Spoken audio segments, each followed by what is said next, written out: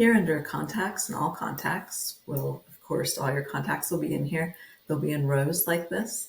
You'll just click on their name, open full profile, and then you can see under life cycle everything that this person has interacted with. Any purchases they've made, any forms they filled out, any emails that were sent out to them, everything will be listed here in chronological order from newest at the top. From here, you can just kind of click around, and it's pretty self-explanatory. This is the products they own. These are the purchases they've made. This little information about them. Let's just say that the name was typed in wrong, or their email, when they filled out the form, it was spelled incorrectly. What you can do is go to Edit Details and correct it this way. Make any changes. There's 2 O's, my name. Save. And there it is. And let's go back this way.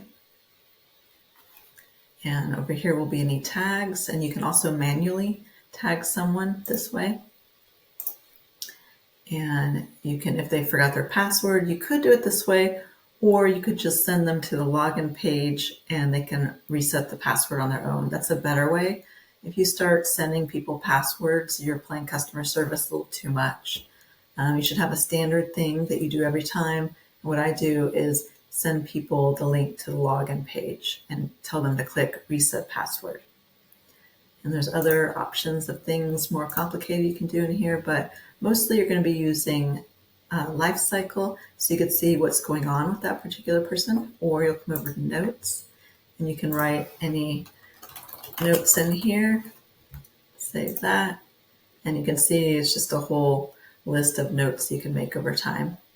So you can come back and after you have an interaction with the person, you can add some notes in here and then come back and see what happened that day.